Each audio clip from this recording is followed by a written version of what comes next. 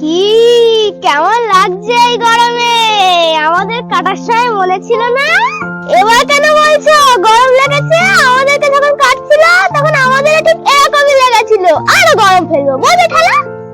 তোমরা জানো ওই বারাইপুর স্টেশনের পাশে যে বড় বটগাছটা ছিল সেটা আমার মা ছিল। তোমরা যখন ওই বড় বটগাছটাকে কাটলে তখন জানো আমার মায়ের কতটা কষ্ট হয়েছিল।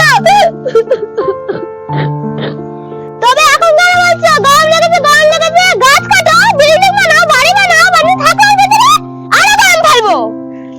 একটা একটা করে কেন কাটছো আমাদেরকে? একবারে সকালে কেটে দাও। এখনো বলছি বাঁচার সময় আছে, যদি বাঁচতে চাও গাছ লাগাও। নমস্কার বন্ধুরা, আমাদের দেশে 140 কোটি মানুষের বাস। প্রত্যেকে যদি একটা করে গাছ লাগায় তাহলে পুরো দেশে 140 কোটি গাছ হবে। একটা গাছ একটা প্রাণ।